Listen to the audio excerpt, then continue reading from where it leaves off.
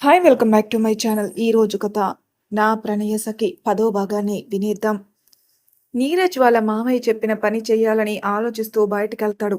ఒక కాఫీ షాప్లో తనకి తెలిసిన మనిషిని కలిసి ధృవ డీటెయిల్స్ అన్నీ కావాలి, కానీ నా పేరు ఎక్కడ బయటికి రాకూడదని చెప్పాడు. చూడు, మొత్తం వాడి ఫ్యామిలీ, ఫ్రెండ్స్, గర్ల్ ఫ్రెండ్ ఉందా, డ్యూటీ టైం, ఇంటిలో పనివాళ్ళు, ఇలా మొత్తం కావాలి, ఏది మిస్ అవ్వకూడదు అని చెప్తాడు. ఆ వచ్చిన మనిషి సరే అని వెళ్ళిపోతాడు. నీరజ్ మాత్రం, మావయ్య నన్నెందుకు పనికిరాని వాడే కిందే చూస్తున్నావు కదా, నువ్వు నీ కూతురు, చెప్తాను మీ సంగతి, నా దెబ్బ ఎలా ఉంటుందో చూపిస్తా, ముందు అమ్మని అడిగి చిట్టి గురించి తెలుసుకుంటే కానీ నేనేదో ఒకటి చేయలేను అని ఆలోచించుకుంటూ ఉంటాడు. అదే టైంలో కాఫీ షాప్లోకి ఇద్దరు అమ్మాయిలు వస్తారు. వాళ్ళని చూసిన నీరజ్ ఒక అమ్మాయిని చూసి, ఇది మన ఆఫీస్లో పనిచేసే ధన్య కదా, హ్మ్, సూపర్‌గా ఉంది. అసలు ఎంజాయ్ చేసి చాలా రోజులైంది. ఒక చూపు చూడాలి అనుకున్నాడు.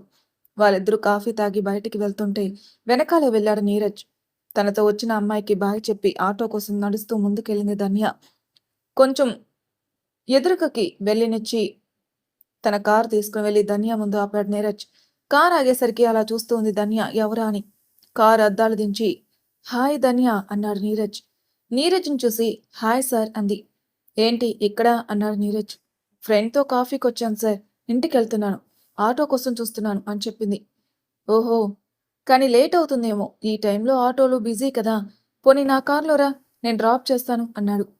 ధన్య కూడా అదే ఆలోచిస్తుంది, లేట్ అవుతుందని. కానీ కార్‌లో వెళ్ళాలంటే ఎందుకో ఒప్పుకోలేకపోయింది. వద్దు సార్, మీరు మా బాస్. మీతో కార్‌లో రావటం కరెక్ట్ కాదు అంది ధన్య. ఆఫీస్‌లో ఉన్నంత వరకు మాత్రమే నేను బాస్. అయినా నేను కూడా ఆఫీస్‌లో ఉద్యోగిని మాత్రమే. అది మా మామయ్య ఆఫీస్. కాకపోతే నీకన్నా కొంచెం పెద్ద పోస్ట్‌లో ఉన్నాను, అంతే తేడా అన్నాడు చాలా సౌమ్యంగా. లేట్ అవుతుంది కదా, కార్‌లో డ్రాప్ చేస్తాను అన్నాడు. అతని మాట తీరుకి కొంచెం ఆలోచించింది ధన్య. లేట్ అవుతుంది కదా అని సరే అని కారు ఎక్కేసింది. తనని మాటల్లో పెట్టి నెమ్మదిగా కారుని తన గెస్ట్ హౌస్‌కి పోనిస్తున్నాడు. ధన్యకి కొంచెం సేపటికి అది తన ఇంటికి వెళ్ళే దారి కాదని అర్థమై, సార్, మనం వేరే దారిలో వెళ్తున్నాం అంది.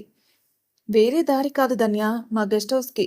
అక్కడ మా చెల్లుంది. తన కోసమే ఇటు వస్తే నువ్వు కనిపించావు. తన్ని తీసుకెళ్ళిపోదాం. నువ్వు లోనికి రానక్కర్లేదు. కారులోని కూర్చో. నేను తన్ని పిలుచుకొని వస్తాను అన్నాడు. ఏం మాట్లాడలేకపోయింది ధన్య. కారు గెస్ట్ హౌస్ ముందు ఆపి, ఒక్క 5 మినిట్స్ వచ్చేస్తాను అన్నాడు. సరే అంది ధన్య. కన్నింగా నవ్వుకుంటూ లోపలికి వెళ్ళిపోయాడు నీరజ్. 5 మినిట్స్ కాస్త 10, అది కూడా దాటి ఇంకో 10 మినిట్స్ అయినా లోపలికి వెళ్ళిన నీరజ్ రాలేదు. ధన్యకి కొంచెం భయం వేసింది. అది అదేమో కొంచెం దూరంగా ఉంది ఊరికి. ఇంకా చీకటి పడితే వెళ్ళడం కూడా కష్టమవుతుందనుకుని తనే కారు దిగి నెమ్మదిగా లోపలికెళ్ళింది. అది పైన గదిలో నుంచి చూసిన నీరజ్ నవ్వుకుంటాడు వంకరగా. లోనకొచ్చిన ధన్య హాల్లో చుట్టూ చూస్తుంది. ఎవరూ కనిపించకపోయేసరికి భయపడిపోయి వెళ్ళిపోదామని వెనక్కి తిరిగింది. ఈలోపు పైన గదిలో నుంచి ఏదో పడిన శబ్దం వచ్చింది. దానితో పాటు నీరజ్ కేక అమ్మా అంటూ వినిపించింది. ఏమైందో అని కంగారుగా పైకెళ్ళి గది తలుపు తోసింది ధన్య. అక్కడెవరూ కనిపించలేదు అని కొంచెం ముందుకెళ్ళింది. ఈలోపు వెనకాలే సౌండ్ అయ్యేసరికి వెనక్కి తిరిగి చూసింది. అక్కడ నీరజ్ నవ్వుతూ ఉన్నాడు. అతన్ని చూసి భయం వేసిన సర్దుకుని, ఏంటి సార్ తలుపేశారు, ఇంటికెలా లేట్ అవుతుంది, తీయండి అంది. కంగారెందుకు, తీస్తానులే కానీ చిన్న పనుంది, అదైపోతే తీస్తాను అన్నాడు. ఏంటి అదే అంది భయంగా. ఎందుకు భయం? ఓకే అన్నావే అనుకో, హ్యాపీగా ఎంజాయ్ చేయొచ్చు. భయపడ్డావు అనుకో, నేను హ్యాపీ కానీ నువ్వే అని నవ్వుతాడు. ఏంటి సార్ అని అంటూ మాటలో పెట్టి బయటికెళ్ళాలని తలుపు దగ్గరకొచ్చింది. ఆహా! అంత తెలివి నా దగ్గర చూపించాలనుకోకు. నువ్వు మాటల్లో పెడితే నేను చేతల్లో చూపెడతా అంటూ దగ్గరకొస్తూ ఉంటాడు నీరజ్. అబ్బా ధన్య! నీ అందాన్ని నాకిచ్చావే అనుకో, నీ అందంతో నేను, నా పొందుతో నువ్వు ధన్యమవుతాం. కాదు అన్నా నేను నాకు కావాల్సింది దక్కించుకుంటాను. అందులో ఏ మార్పూ లేదు అన్నాడు. ధన్యకి తను ఇరుక్కుపోయిందని అర్థమై, చిచి, నువ్వు ఇలాంటి వాడివి అనుకోలేదు అంటూ చెంప మీద కొట్టింది. అలా 4 దెబ్బలు పడ్డాక ధన్య చేయి పట్టుకుని, ఇప్పటికే చాలా ఎక్కువైంది అంటూ ఆమెను చెంప మీద కొట్టి మంచం మీద పడేశాడు. ధన్య ఏడుస్తూ మొత్తుకున్నా వదలకుండా ఆమెని అనుభవించాడు.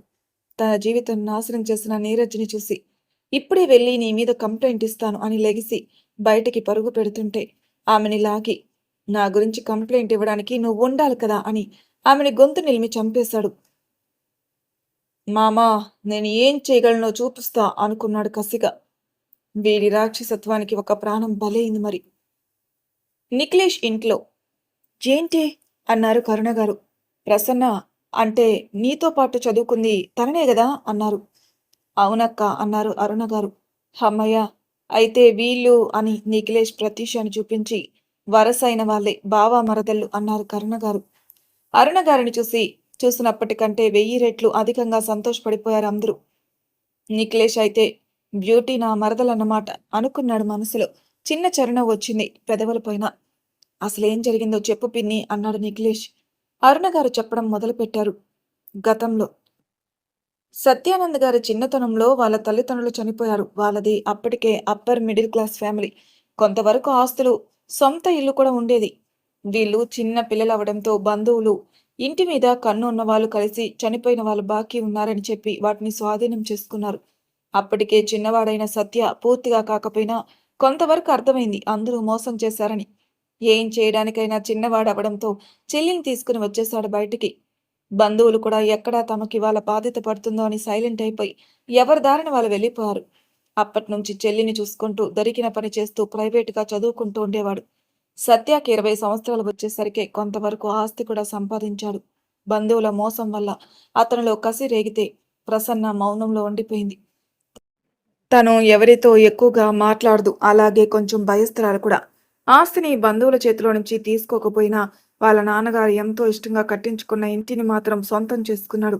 దానిని మళ్ళీ రీమోడల్ చేయించి మంచి ఆధునికతతో అన్ని సౌకర్యాలున్న బిల్డింగ్‌లా చేశాడు. మళ్ళీ వాళ్ళు ఆస్తి సంపాదించేసరికి బంధువుల రాక కూడా మొదలైంది. కానీ సత్య ఎక్కడ వాళ్ళకి అవకాశం ఇవ్వలేదు. తను కాకపోతే చెల్లినైనా తమ వైపు తిప్పుకునే అవకాశం ఉందని ప్రసన్నని దూరంగా బెంగుళూరులో ఉంచి చదివించాడు. అలా ప్రసన్న 10th క్లాస్ నుంచి కూడా అన్నకి దూరంగా హాస్టల్లో ఉండి చదువుకునేది.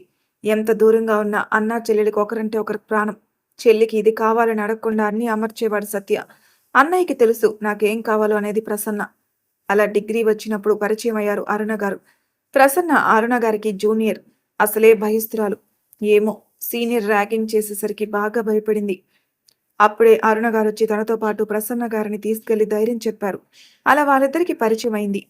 ప్రసన్న గారు సైలెంట్ అని తెలిసి అరుణ గారు ఇతరిని చూసుకునేవారు కాలేజీలో. ప్రసన్న గారిని చూడ్డానికి వచ్చేవాడు సత్య. అలా అరుణ గారికి సత్యానంద్ గారికి కూడా పరిచయం అయ్యి ప్రేమగా మారింది. అరుణ గారి ఫ్యామిలీ. కరుణ గారు, అరుణ గారు ఇద్దరు అక్కా చెల్లెలు. వాళ్ళ నాన్నగారి పేరు జనార్దన్. వీళ్ళి ఆస్తుపరులే. కరుణ, అరుణ ఇద్దరు అక్క చెల్లెల్లా కాకుండా మంచి ఫ్రెండ్స్‌లా ఉంటారు. ఇద్దరి మధ్య రహస్యాలేమీ ఉండవు. అలా ప్రసన్న గారి గురించి కూడా చెప్తారు అరుణ గారు. వాళ్ళ అన్నయ్య సత్యానంద్ గురించి కూడా చెప్తారు. అరుణ గారు చదువు ఆఖరి సంవత్సరంలో ఉండగా కరుణ గారికి పెళ్ళవుతుంది. చదువు అవ్వగానే అరుణ గారికి కూడా చేసేయాలనుకుంటారు జనార్దన్ గారు. ఎందుకు అంటే తనకి వయసు అయిపోతుందని అంటారు. బెంగుళూరులో ఉన్న మరొక బిజినెస్ మ్యాన్‌తోనే కరుణ గారి పెళ్లి అని చెప్తారు. అక్క పెళ్ళయ్యాక అరుణ గారు ఎక్కువగా ప్రసన్న గారితో ఉండడం వల్ల వాళ్ళిద్దరి మధ్య స్నేహం ఇంకా బలపడుతుంది. అదే టైంలో అరుణ గారు సత్యానంద్ గారితో కూడా చనువు పెరిగి ప్రేమగా మారుతుంది. ఆఖరి సంవత్సరం పరీక్షలయ్యాక కాలేజీకొచ్చి అరుణ గారిని కలుస్తారు సత్యానంద్ గారు. ఆయనతో తన ప్రేమ విషయం చెప్తారు అరుణ గారు. ఇన్ని రోజులుగా చూస్తుండడం, చెల్లిని బాగా చూసుకోవడం, డబ్బు ఉంది అని అహంకారం లేకపోవటంతో ఆయన కూడా ఒప్పుకుంటారు. ఈరోజు ఇంటికెళ్ళంగానే నాన్నకి చెప్తాను ఒప్పుకుంటారని నాకు నమ్మకం ఉంది. ఆ శుభవార్త నా నోటితో మీకే చెప్పాలి. మీరు ఈరోజు ఉంటారా అని అడుగుతారు అరుణ గారు. ప్రసన్నాన్ని తీసుకుని రేపు బయలుదేరుతారు. రేపు ఇదే టైంకి ఇక్కడే కలుసుకుందామని చెప్తారు సత్యానంద్ గారు. సంతోషంగా ఇంటికొచ్చిన అరుణ గారికి కరుణ గారు కనిపిస్తారు. ఆనందంతో ఆవిని హగ్ చేసుకుని ఎప్పుడొచ్చావు అని అడుగుతారు. రావటం కాదు శుభవార్త తీసుకునొచ్చాను అంటుంది జనార్దన్ గారు. ఏంటి అనగానే తన తల్లిని అవుతున్నట్టు చెప్తారు కరుణ గారు. అబ్బా ఎంత మంచి వార్త చెప్పావక్క అని ఆవిడ బుగ్గ మీద ముద్దు పెడతారు. అదే కాదు ఇంకో శుభవార్త కూడా ఉంది అంటారు జనార్దన్ గారు. ఏంటి నాన్న అని ఇద్దరు ఒకేసారి అడుగుతారు. దానికి మన అరుణ పెళ్లి కుదిరింది ఇంకో నెల రోజుల్లో అంటారు. అప్పటి వరకు నవ్వుతూ ఉన్న అరుణ గారు ఒక్కసారిగా స్టన్నై నాన్న అన్నారు. ఆవిడికి గొంతులో నుంచి మాట రావడం లేదు. అవునమ్మా నీకు కూడా ఇక్కడుండే అబ్బాయితో పెళ్లి కుదిరింది. నా పిల్లలు నా కళ్ళ ముందు ఉంటారని చెబుతారు జనార్దన్ గారు. అరుణ గారు ఏమీ మాట్లాడలేక లోనకెళ్ళిపోయారు. కరుణ గారికి ఎందుకో చెల్లి బాధగా ఉన్నట్టుంది అనుకుని నేను అరుణ దగ్గరికి వెళ్తాను నాన్న అని చెప్పి వెళ్తారు. కరుణ గారు వెళ్ళేసరికి అరుణ ఏడుస్తూ ఉంటారు. ఆవిడ కంగారు పడి గబగబా దగ్గరికెళ్ళి ఏమైందిరా అన్నారు తల మీద చెయ్యేసి. నాకీ పెళ్లి ఇష్టం లేదక్కా. నేనొకరిని ఇష్టపడ్డాను అని చెప్తారు అరుణ గారు. సరే దానికింతలా ఏడవాలా? నాన్నకి చెప్దాం. నువ్వు ఇష్టపడిన వాళ్ళతోనే నీ పెళ్లి అని సర్ది చెప్తారు. అరుణ గారు కూడా సరే అంటారు. అలా ఆ రోజు గడిచిపోయింది. తెల్లవారంగానే అక్కా చెల్లెలిద్దరూ ఫ్రెష్ అయి వాళ్ళ నాన్నగారి దగ్గరికి వెళ్తారు మాట్లాడడానికి. కరుణ గారు జనార్దన్ గారితో విషయం చెప్తారు. అరుణ గారి వైపు చూసి అక్క చెప్పేది నిజమేనా అన్నారు జనార్దన్ గారు. అవును అని చెప్తారు అరుణ. వెంటనే జనార్దన్ గారు అరుణ గారి చెంప మీద కొట్టి నాకు ఈ ప్రేమ మీద నమ్మకం లేదు. అటువంటిది నీ మనసులో నుంచి తీసేయ్ అని గట్టిగా చెప్పి నేను చూసిన మనిషితోనే నీ పెళ్లి. ఇది మాత్రం ఖాయం అని అక్కడి నుంచి వెళ్ళిపోయారు. అరుణ గారు ఏడుస్తూ వాళ్ళ అక్కని పట్టుకొని తను లేకపోతే నేను ఉండలేనక్క అంటారు. కరుణ గారు అటు తండ్రికి ఎదురు చెప్పలేక ఇటు చెల్లి బాధ చూడలేక నేనేదో ఒకటి చేస్తాను ఏడవకు అంటారు. అరుణ గారు తన గదిలోకెళ్ళి ఆలోచిస్తారు. తండ్రి తన మాట వినడని నిర్ణయించుకుని ఆ రోజు సాయంత్రం సత్యానంద్ గారిని కలవాలని గుర్తుకొచ్చి ఆయనతో బంధం పెంచుకోవాలి అంటే ఈ ఇంటితో బంధం వదులుకోవాలని నిర్ణయించుకుంటారు. ఆ రోజు సాయంత్రం కరుణ గారికి బయటికెళ్తున్నానని చెప్పి వెళ్ళి సత్యానంద్ గారిని కలిసి విషయం చెప్తారు. పోనీ నేనొచ్చి మీ నాన్నగారితో మాట్లాడతాను అన్నారు సత్యానంద్ గారు. లేదు సత్య, నాన్నకి ప్రేమ మీద నమ్మకం లేదు. నేను వెళితే మళ్ళీ నీ దగ్గరికి రానివ్వరు అని బాధపడతారు. మరి ఏం చేద్దాం అని అడుగుతారు. నన్ను కూడా నీతో తీసుకుని వెళ్ళి సత్య, నీ భారీగా అంటారు. కాసేపు ఇద్దరూ ఆలోచించుకుని ఏదైతే అది అవుతుంది అనుకుని ప్రసన్న గారితో పాటు గుడికెళ్ళి అక్కడే పెళ్లి చేసుకుంటారు. అరుణ గారు సత్య గారిని అడిగి వాళ్ళక్కకి ఫోన్ చేస్తారు ల్యాండ్లైన్కి. ఆ ఫోన్ని జనార్దన్ గారు రిసీవ్ చేసుకుంటారు. ఆ టైంలో తన తండ్రి ఉంటాడని ఊహించక కరుణ గారు అనుకుని తన పెళ్లి విషయం చెప్తారు అరుణ గారు. అది వినగానే జనార్దన్ గారికి కోపం వచ్చి అరుణ గారిని కోప్పడి తను బ్రతికి ఉండగా ఇంటికి రావద్దని అంటారు. ప్రేమించిన మనిషి తోడు దొరికినా కన్న వాళ్ళ ప్రేమ దూరం అయిందని బాధపడ్డారు అరుణ గారు. అలా పెళ్లి జరిగాక ప్రసన్న గారితో కలిసి హైదరాబాద్ వెళ్ళిపోయారు సత్యానంద్ అరుణ గారు. ప్రసన్న గారు ముందుగా ఇంట్లోకెళ్ళి అన్న వదినలకి హారతిచ్చి లోపలికి తీసుకెళ్తారు. అలా ఆ ఇంట్లో వాళ్ళ జీవిత ప్రయాణం మొదలుపెట్టారు. కాలేజీ తెరిచే సమయం అయ్యేసరికి సత్యానంద్ ఆలోచనలో పడతాడు. ఇన్నాళ్ళు అంటే ఇద్దరం కలిసి ఉన్నారు కాబట్టి సమస్య లేదు, కానీ ఇప్పుడు ప్రసన్న ఒకటే ఉంటుంది ఎలాగా అనుకుంటూ ఉంటారు. తర్వాత ఒక నిర్ణయానికి వచ్చి ప్రసన్న గారిని తీసుకుని కాలేజీకి వస్తారు. అక్కడ ప్రిన్సిపల్తో మాట్లాడి ఎవరూ కూడా అతన్ని ఇబ్బంది పెట్టకుండా చూసుకునేలా అన్నీ సెట్ చేస్తారు సత్యానంద్ గారు. ప్రసన్న గారు కొంచెం డల్లుగా ఉండడంతో ఈ ఒక్క సంవత్సరమేరా, తర్వాత నిన్ను నాకు దూరంగా ఉంచను. పెళ్లి కూడా మనతో కలిసి ఉండడానికి ఒప్పుకునేవాణ్ణి చూసి చేస్తాను. తర్వాత అంతా నువ్వు మాతోనే ఉంటావు సరేనా అన్నారు. సరే అన్నయ్య అని అంది ప్రసన్న. సత్యానంద్ గారు కూడా మళ్ళీ తిరిగి హైదరాబాద్ వచ్చేస్తారు. అరుణ గారు సత్యానంద్ గారితో మాట్లాడాలనుకుంటారు. ఏంటి దేవి అన్నారు సత్యానంద్ గారు. దేవి ఏంటి కొత్తగా పిలుస్తున్నారు అన్నారు అరుణ గారు. నీ పేరు అరుణాదేవి కదా, మరి అందరూ పిలిచినట్టు నేను ఎలా పిలుస్తాను? అయినా నువ్వు నాకు ప్రేమను పంచే దేవతవి, అందుకే నిన్ను దేవి అని పిలుస్తాను. సరే ఏంటి చెప్పాలి అంటున్నావు అన్నారు. అది మన అని చెప్పడానికి సందేహిస్తుంటే పర్వాలేదు చెప్పు దేవి అన్నారు. అదే మనం మన సంసార జీవితం కొన్నాళ్ళు ఆగి మొదలు పెడదాం అన్నారు తల వంచుకుని. ఎందుకు అన్నారు సత్యానంద్ గారు. అదే ఆడపిల్ల ప్రశ్నకి కూడా పెళ్ళయ్యాక తనకి కూడా ఒక కుటుంబం వచ్చాక మొదలు పెడితే బాగుంటుందని అన్నారు. వెంటనే సత్యానంద్ గారు అరుణ గారిని గట్టిగా కౌగులించుకున్నారు. ఆయన అలా చేసేసరికి ఒక్కసారిగా బిగుసుకుపోయారు అరుణ గారు. ఏంటిది సత్య అని ఎంతో కష్టం మీద గొంతు విప్పి అడిగారు. అది చూసి కంగారు పడుకు, నిన్నేమీ చేయనులే. ప్రసన్న గురించి ఎంతగా ఆలోచించేసరికి ఏదో సంతోషంలో చేశాను. నువ్వు చెప్పినట్టే చేద్దాం అన్నారు. ఇక్కడ కాలేజీలో ప్రసన్న గారు ఇంకా ఎవరితోనూ ఫ్రెండ్షిప్ చేయలేదు. అరుణ గారిలా ఆవిడ మనసుకి ఎవరూ దగ్గరగా అనిపించలేదు. ప్రసన్న గారు అరుణ గారికి ప్రత్యేకమైన స్థానం ఇచ్చారు తన మనసులో. ఎప్పుడూ గంభీరంగా ఉండే తన అన్నయ్య అరుణ గారి పరిచయం తర్వాత తనతో ప్రశాంతంగా మాట్లాడుతున్నారు. ఏమి కావాలన్నా తెచ్చిచ్చే అన్నయ్య ఇప్పుడు తనని తీసుకెళ్లి కావాల్సింది ఇప్పిస్తున్నారు. ఇదంతా కేవలం అరుణ గారి వల్లే జరిగిందని తన మీద చాలా ఎక్కువగా, తన అన్న కంటే ఎక్కువగా అభిమానం పెంచుకున్నారు ప్రసన్న గారు. అరుణ గారు ఏదైనా చెయ్యి అంటే చేస్తారు, వద్దంటే మాత్రం ఇక దాని జోలికి కూడా వెళ్ళరు. ఎందుకు వద్దన్నారు అని కూడా అడగరు. అంతగా ఆవిడ మీద అభిమానం పెంచుకున్నారు ప్రసన్న గారు. మరి తర్వాయి భాగంలో ఏం జరుగుతుందో నెక్స్ట్ ఎపిసోడ్లో తెలుసుకుందాం. అంతవరకు నా ఛానల్ సబ్స్క్రైబ్ చేయని వాళ్ళు ప్లీజ్ సబ్స్క్రైబ్ చేసుకోండి.